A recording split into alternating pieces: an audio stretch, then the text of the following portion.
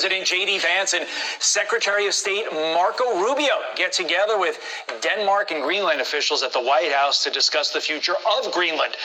Greenland's premier has refused to entertain offers turning over its sovereignty, saying, quote, "Now we are faced with a geopolitical crisis, and if we have to choose between the United States and Denmark here and now, then we choose Denmark, we choose NATO, we choose the Kingdom of Denmark, we choose the European Union."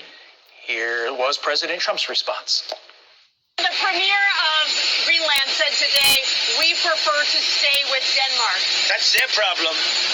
That's their problem. I disagree with him. I don't know who he is, don't know anything about him, but that's going to be a big problem for him.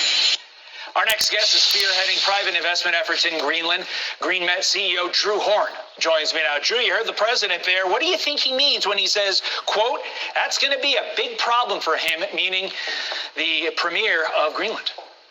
Well, thanks for having me. I guess I would say I think it's a big problem on multiple fronts, mainly because his own people have made it quite clear in Greenland that they want support from the United States. There is no NATO, there is no Greenlandic security without the United States. We're already providing not only the security of Greenland, but essentially Denmark's, the entire European security. It's ridiculous for him to talk about how he's going to have to choose between the two. And he's not speaking with the consent of his own constituents when making these kinds of ridiculous statements. So I think President Trump is absolutely right to call him on that ridiculous statement. As we wait to see what comes out of this meeting between Vance, Rubio, Greenland, and Denmark, is there a sweet spot here, Drew, where everyone gets what they want, everyone gets what they need, and quite frankly, everyone gets to save face? And if so, Drew, what is that sweet spot?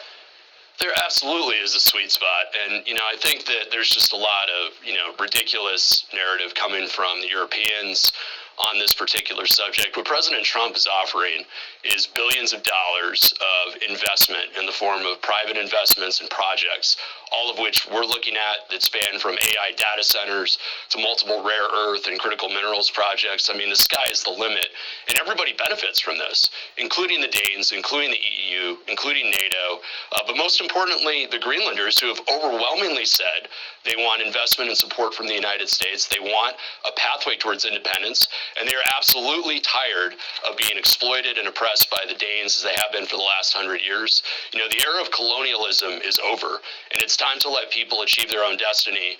No one is going to stand in the way of the Greenlanders achieving the goal that they want, and they need the United States for that. And to that point, what do you make of this idea of increasing NATO's presence in Greenland to counteract the threat of China and Russia? Is that enough? Should that be enough for the United States in light of the fact that Trump has said his concern with Greenland is Chinese and Russian investment taking over whatever? Or is this really about the minerals and the mineral rights and being able to unlock what Greenland has to offer to help us economically as well?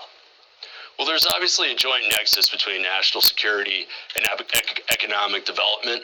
I mean, looking at this from the president's perspective, my opinion is he realizes that you need to do both.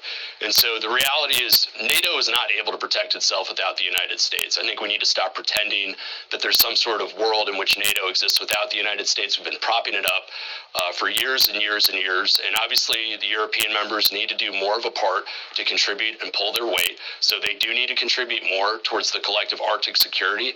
Obviously the United States is, as it has been, going to continue to be the primary contributor and protector there. But at the same time, collectively, we need to look at investment and growth across the board that allows us to pair that with that national security. It's overwhelmingly what the Greenlanders want. It's what the United States wants. It's, in private conversations what the Danes and the EU wants. Let's just stop playing games and pretending here and let the United States bring these options that everybody wants, and we all will benefit from them. Drew Horn with very pointed insight on Greenland. We appreciate your time this morning. Very